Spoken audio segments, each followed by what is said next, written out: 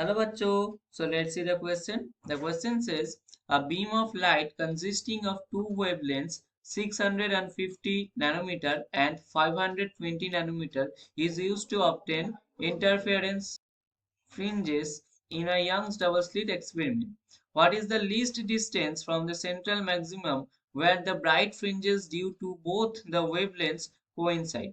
तो given क्या है? Given है कि given that the distance between slit and screen is 1.2 meter and distance between the slit is 2 millimeter. ठीक है, तो चार ऑप्शन दे रखा है, हम लोग को बताना है कि कौन सा ऑप्शन करेक्ट होगा. ठीक है, तो चलो देख लेते हैं इसका आंसर क्या हो जाएगा. तो देखो जो बीम ऑफ लाइट दे रखा है ना, वहां पर क्या कंसिस्ट, क्या कितना सारा वेवलेंथ है, वो दो वेवलेंथ से कंसिस्ट होता है. ठीक है, तो वेवलेंथ लैम्डा वन मान लेते हैं. ठीक है, जो वेवलेंथ लैम्डा वन जो है, पहला जो है वेवलेंथ, जो लैम्डा वन है, इसका वैल्यू क्या गिवन है 650 नैनोमीटर. तो नैनोमीटर को हम लोग एंगस्ट्रॉम में ट्रांसफर कर देंगे या फिर मीटर में ट्रांसफर कर लेंगे. ठीक है, तो हम लोग क्या करेंगे, मीटर में कर लेते हैं. ठीक, तो 650 इंटू 10⁻⁹ मीटर हो जाएगा. ठीक, अब वेवलेंथ टू का भी वैल्यू दे रखा है, लैम्डा टू का वैल्यू कितना है 520 नैनोमीटर दे रखा है. इसको मीटर में करोगे तो कितना आ जाएगा 520 इंटू 10⁻⁹ मीटर आ जाएगा.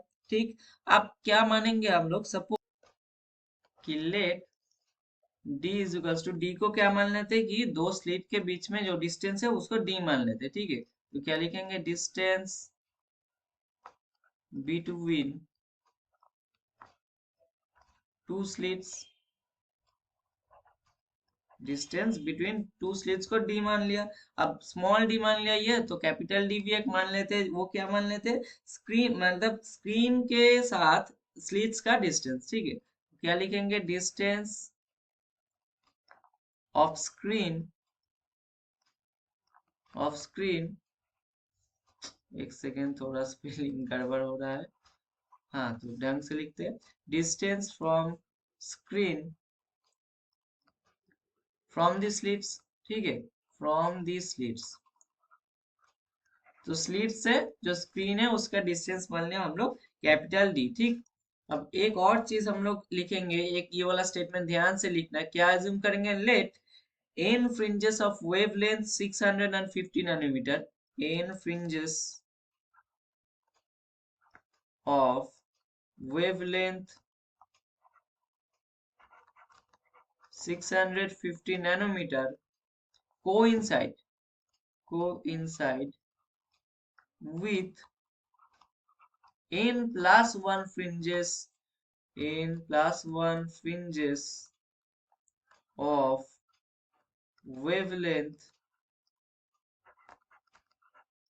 520 nanometer, 520 नैनोमीटर. तो हम लोग क्या मान रहे हैं कि जो 650 नैनोमीटर को वेवलेंथ का जो फ्रिंज है, वो एन नंबर ऑफ फ्रिंजेस क्या कर रहा है, कोइंसाइड कर रहा है किसके साथ, 520 नैनोमीटर वाला वेवलेंथ का एन प्लस वन फ्रिंज के साथ. ठीक है, तब हम लोग क्या करेंगे, यहाँ से इक्वेशन लिख सकते हैं कि x इज इक्वल्स टू, क्या बोल सकते हैं, x is equals to N lambda one into capital D upon small D, ये लिख सकते हैं. और इस इक्वल्स टू कितना लिख सकते हैं, N plus one lambda two capital D upon small D, ये वाला इक्वेशन लिख सकते हैं हम लोग. तो यहाँ से हम लोग क्या लिखेंगे, x is equals to N into 650 लिख लेंगे, क्योंकि ये लैम्डा वन का वैल्यू है 650, इज इक्वल्स टू क्या आ जाएगा, एन प्लस वन इंटू, और क्या लिखेंगे 520 लिख लेंगे. और ये जो capital D upon small D है, ये दो साइड से कैंसिल आउट हो गया है.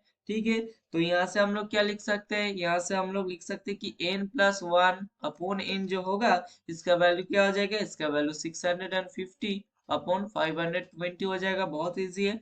तो 650 और 520 इसका वैल्यू क्या होता है, इसका वैल्यू 5/4 हो जाएगा. ठीक, तो यहाँ से हम लोग क्या लिख सकते हैं, 1+1/n इज इक्वल्स टू क्या हो गया, इज इक्वल्स टू हो गया 5/4. अब सीधा n का वैल्यू के लिए सॉल्व करेंगे, तो इसलिए 1/n is equals to 5/4 minus one हो जाएगा. तो यहाँ से हम लोग क्या बोल सकते हैं कि n का जो वैल्यू, इसका वैल्यू क्या हो जाएगा, 4 हो जाएगा इसका वैल्यू. ठीक, अब हम लोगों को एक्चुअली निकलना क्या है कि distance from the central maximum निकालना है, तो क्या लिखेंगे हम लोग, distance from the central maximum,